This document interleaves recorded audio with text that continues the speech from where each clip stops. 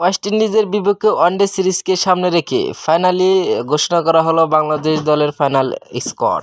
ইনজুরির কারণে বড় ধরনের পরিবর্তন নিয়ে ঘোষিত হলো বাংলাদেশ দলের ফাইনাল স্কোয়াড। মুশফিকুর রহিম এবং নাজমুল হোসেন শান্তর পাশাপাশি ছিটকে গেলেন তাওহিদ হৃদয়। এছাড়াও বিভিন্ন জটিলতায় এই সিরিজেও খেলা হচ্ছে না বিশ্বসেরা অলরাউন্ডার সাকিব আল হাসানেরও।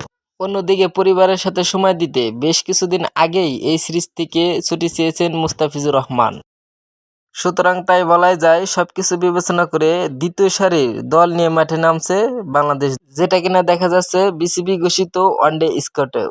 আগামী 8ই ডিসেম্বর থেকে বাংলাদেশ বনাম ওয়েস্ট ইন্ডিজের শুরু হচ্ছে 3 ম্যাচের ওয়ানডে সিরিজ। এদিকে দীর্ঘ 1 বছর পর ওয়ানডে দলে ফিরেছেন অলরাউন্ডার আফিফ হোসেন ধ্রুব। এছাড়াও টেস্টের পর ওয়ানডে সিরিজেও রাখা হয়েছে হাসান মাহমুদকে। অন্যদিকে জিম্বাবুয়ে সিরিজের পর এই সিরিজেও রাখা হয়নি সাইফুদ্দিনকে। যদিও এবার টি-20-র পর ওয়ানডে সিরিজে জায়গা করে নিয়েছেন পারভেজ হোসেন ইমন। চলুন আর দেরি না করে দেখে নেওয়া যাক ওয়েস্ট ইন্ডিজের বিপক্ষে 3 ম্যাচের ওয়ানডে সিরিজে কেমন দল ঘোষণা করলো Bangladesh cricket board. Bangladesh cricket board ঘোষিত ফাইনালি ওয়েস্ট ইন্ডিজের বিপক্ষে ওয়ানডে সিরিজের final squad. Number 1 Liton Kumar Das, opening batsman. Number 2 Mehedi Hasan Miraz, all rounder and captain. Number 3 Jaker Ali Anik, wicketkeeper batsman.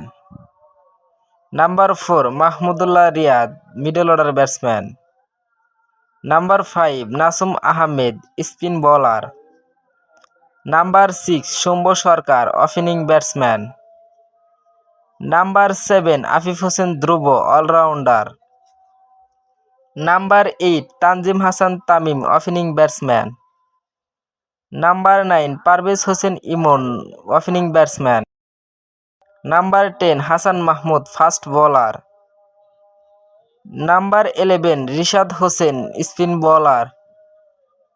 Number 12 Taskin Ahmed, fast bowler. Number 13 Nahid Rana, fast bowler. Number 14 Shoriful Islam, fast bowler. Number 15 Tanzid Hasan Sakib, fast bowler.